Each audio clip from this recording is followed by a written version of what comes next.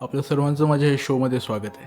आजचा हा आपला शो सुरू करतोय मी पहिल्यांदाच माझ्या सत्य अनुभवापासून. तर हा माझा अनुभव कितपत खरा आहे आणि कितपत आभासी आहे की जगामध्ये अशा गोष्टी खरोखर असतात का. मी भयकथा श्रेणीमध्ये अनेक कथा लिहिल्या आहेत, पण कधी मला असा खरोखर अनुभव आला नव्हता. पण तो अनुभव जो मी एकदा घेतला त्याच्यानंतर एक विश्वास आणि अविश्वास यांच्या मधोमध सीमेरेषेवर एक धुसर जी रेषा असते, ती रेष मला आता पुसट झाल्यासारखी वाटते. म्हणजे एखाद्या जागेची दहशत आपल्या मनामध्ये अशी बसते की त्या बाबतीत आपण कल्पनाही करू शकत नाही. त्या बाबतीत अकल्पित विचार आपल्या मनामध्ये येऊन जातात. त्या गोष्टींचा तर्क लागत नाही. तर असाच अनुभव मला एक आला होता. 2018ची गोष्ट आहे. माझ्या खराडे इथं एका नामांकित MNC कंपनीमध्ये जॉब होता आणि माझा जॉब नाईट शिफ्ट असायची, सेकंड शिफ्ट. तर कोंढवा ते खराडी माझा प्रवास व्हायचा. रात्रीची वेळ असायची, कारण संध्याकाळी 7 वाजता मी ऑफिसला पोहोचायचो आणि पहाटे 4 वाजता पंच आऊट करून मी माझ्या घरी परत यायचो. कोंढवाला माझी रूम होती, मी एकटाच राहायचो. तर व्हायचं असं की पहाटेच्या वेळीस रस्ता पूर्ण सामसूम असायचा. खराडीमधून मगरपट्टा, हडपसर, फातिमानगर आणि मग नंतर कोंढवा असा माझा प्रवास व्हायचा. पहाटे 4 वाजता पंच आऊट केलं की मी 1 मिनिटही, 1 क्षणही तिथं थांबत नसायचो आणि थेट माझ्या घरी जायला निघायचो. अगदी चहा वगैरेसुद्धा नाही. तर त्या दिवशी अमावस्या होती. सोबत कोणी नसायचं, मी एकटाच असायचो. म्हणजे वाटेतही कुठं थांबणं व्हायचं नाही. असंच मी ऑफिसमध्ये 7 वाजता पोहोचलो. रात्रभर काम केलं. काम करून खूप थकवा आला होता, कारण 8 तास कॉम्प्युटरसमोर बसून, स्क्रीनसमोर बसून राहायचं आणि ते पूर्ण काम करायचं. आणि अमावस्येच्या पहाटे मी निघालो होतो. पंच आऊट केलं आणि निघालो होतं आणि मी घरी जायला माझी गाडी काढली. त्यात वाटेमध्ये गारवा होता. स्क्रीनसमोर बसून आलेला थकवा आणि हा गारवा, हे दोन्हीमुळे मला प्रचंड झोप यायला लागली होती. पण मी कसंबसं घरी पोहोचायचं म्हणून गाडीच वेगात पळवत होतो. पण अशा वेळेस एक पॉईंट असा आला, एक ठिकाण असं आलं जिथे जाऊन मला झोप आवरेनाशी झाली. मग तेव्हा मी विचार केला की आता थोडं थांबायला पाहिजे. म्हणजे कुठेतरी थांबून मी चेहऱ्यावर पाणी वगैरे मारायला पाहिजे. म्हणून तसंच मी फातिमानगरपर्यंत आलो. तेव्हा फातिमानगरला फुटपाथ आहेत, खूप मोठे फुटपाथ आहेत आणि तो रोड पण खूप मोठा आहे तो.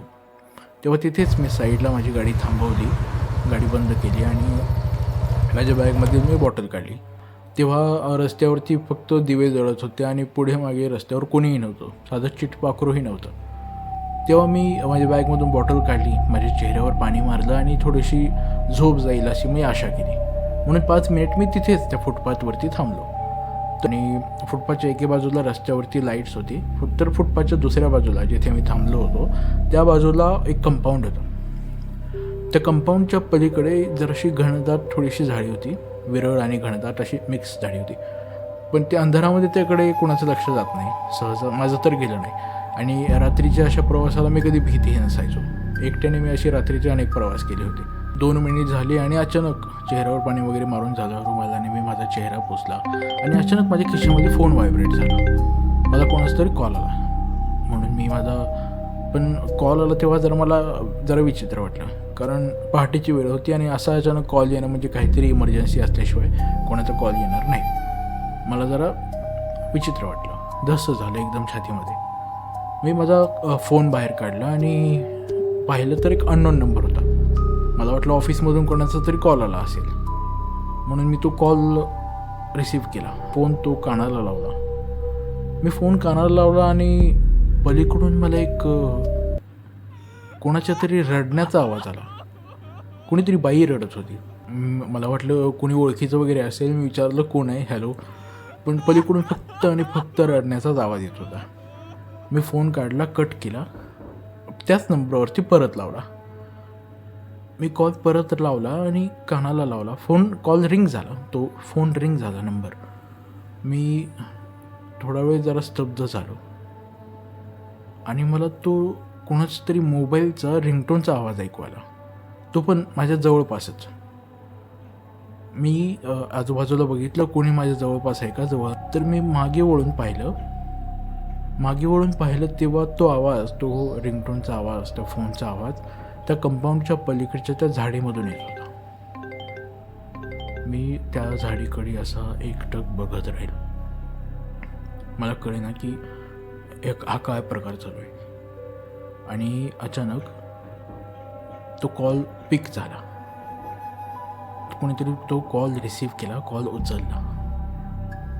मी म्हटलं हॅलो. तेव्हा रडण्याचा आवाज, तोच रडण्याचा आवाज परत आला. यावेळी माझ्या छातीत धस झालं, माझ्या हृदयाची गती वाढली. मी कॉल ठेवूही शकत नव्हतो. माझे पूर्णपणे अंग असं गारठून गेलं होतं, आखडून गेलं होतं एखाद्या लाकडासारखं. मला कळेना पुढे आता काय करावं. तेव्हा मी मागे वळून पाहिलं होतं, पण तो आवाज येत होता पण कोणी दिसत नव्हतं. कॉल रिसीव झाला होता. परत तो रडण्याचा आवाज सुरू झाला, मोठमोठ्याने, अगदी मोठ्याने. असं वाटलं तर रस्त्यावरच्या लोकांना पण ऐकू जाईल इतका मोठ्याने. पण रस्त्यावरून कोणीच जात नव्हतं तिथून, फक्त मी एकटाच तिथे उभा होतो. मी थोडंसं हालचाल केली तेव्हा कळालं की माझ्या अंगातलं, माझ्या पायातलं अवसान गळून गेलं आहे. माझी गाडी जवळ होती, ते कंपाऊंड जवळ होतं आणि पलीकडून तो रडण्याचा आवाज कंटिन्युअस येत होता.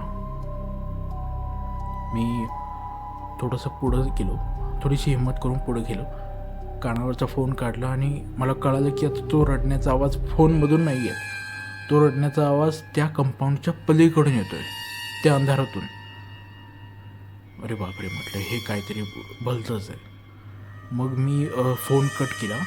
फोन कट केल्यावर तर तो आवाज, तो रडण्याचा आवाज अधिक जोराने येऊ लागला, अधिक जास्त. त्याची तीव्रता अधिक वाढली आणि झाडीमध्ये काहीतरी हलायला लागलं, काहीतरी सळसळ झाली.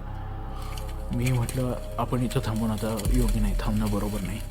मी माझ्या मोबाईलचा फ्लॅश पटकन ऑन केला.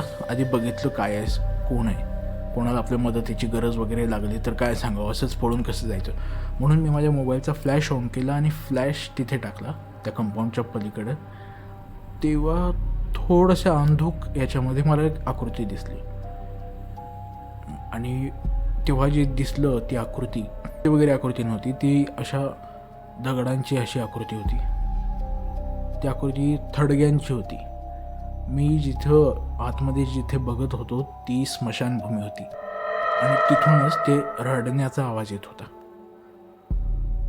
माझी भीतीने वाट लागली, पुरे वाट लागली अशी. म्हणजे त्या क्षणाला असं मी गारठून जो गेलो, मला काय करावं कळेना, कुठं धाव घ्यावी, कुणाला मदतीला हाक मारावी. मी तसाच नशिबाने मी उलट्या पावलाने पाठीमागं आलो, माझ्या गाडीपर्यंत कसा आलो. तो रडण्याचा आवाज जास्तच वाढला. मी गाडीवर बसलो आणि माझी हात थरथरत होते. मी गाडीच्या इग्निशन की पॉईंटवरती की लावली तेव्हा माझे हात अक्षरशः गाडीवरची चावी घसरत होती. मी चावी लावली आणि चावी फिरवली, गाडी सुरू झाली. मी सेल्फ स्टार्ट केली आणि इंजिनचा आवाज झाला. जसा इंजिनचा आवाज झाला, कोणीतरी त्या ग्राउंडवरून, त्या स्मशानभूमीच्या साईडने त्या झाडीतून पळत येण्याचा, एकदम जोरात पळत येण्याचा आवाज आला. सुदैवाने तिथं मध्ये कंपाऊंड होतं, पण त्या कंपाऊंडपर्यंत कोणीतरी धावत येत होतं, एकदम धावत. मी कसे तरी गिअर टाकला आणि माझी गाडी तिथून पळवली. मी तो एरिया मी पूर्ण क्रॉस करेपर्यंत मला पाठीमागून तो रडण्याचा आवाज ऐकू येत होता. पुढे मी लाईट्समध्ये आलो, रस्त्यावरती फुटपाथच्या फार दूर, म्हणजे फुटपाथच्या दूर डिवायडरच्या जवळून मी गाडी चालवत आलो आणि पुढे कोंडव्याच्या जवळ वळण आलं. अगर क्रॉस झालं तेव्हा मला ते रडण्याची आवाज बंद झाल्याचं जाणीव झाली. पण तरीसुद्धा जेव्हा घरी जाईपर्यंत माझ्या कानामध्ये ते आवाज घुमतच होते, ते रडण्याचे आवाज त्या बाईचे. मी घरी आलो तेव्हा सुद्धा थरथरत होतो. एकट्याने माझ्या रूममध्ये आलो, झाकून घेतलं, पांघरून घेतलं आणि पहाटेपर्यंत, म्हणजे दिवस उजाडेपर्यंत मी काही झोपलोच नाही. तेव्हा त्याच्यानंतर मी पुन्हा कधी त्या वाटेने जायची हिंमत केली नाही. दुसऱ्या दिवशी मी विचारला माझ्या जे कोणी जवळपास राहणार होते फातिमानगरच्या एरियामधले, त्यांनाही विचारलं मी, माझ्या काही कलिग्सना, की असं काही तिथं होतं का. ते म्हटले की आलं आहे, बऱ्याच जणांना तिथं असे अनुभव आलेत, पुन्हा त्या वाटेनं जाऊ नको. आणि मी ठरवलं की पुन्हा त्या वाटेनं कधी जायचं नाही, तिथं थांबायचं नाही आणि अशी चूक पुन्हा कधी करायची नाही.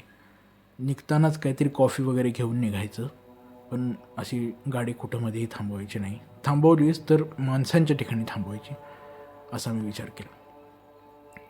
तर असा माझा हा भयानक अनुभव होता. त्याच्यामध्ये कितपत सत्य आहे कितपत आभासी आहे हे मी आजपर्यंत नाही ठरवू शकलो. तिथं कोणी खरोखर असं कोणी रडत असेल, कोणाला मदतीची गरज असेल माहीत नाही, पण त्या अननोन व्यक्तीकडे माझा नंबर कसा आला हे आजही मला एकदम विचित्र वाटतं. तर आपल्याला माझा हा अनुभव कसा वाटला आपण कॉमेंट सेक्शनमध्ये कळवा आणि माझ्या चॅनलला सबस्क्राईब जरूर करा. हा व्हिडिओ आवडला असेल तर शेअर जरूर करा, लाईक करा आणि आपल्याकडेही काही अनुभव असतील तर मी कॉमेंट बॉक्समध्ये माझा ईमेल पिन करतो आहे किंवा डिस्क्रिप्शनमध्ये आपल्याला माझा ईमेल मिळून जाईल. आपण तिथे आपले अनुभव शेअर करू शकता. मी आपले अनुभव इथे माझ्या या चॅनलवरती आपल्या सर्वांसमोर शेअर करेन, सादर करेन. धन्यवाद.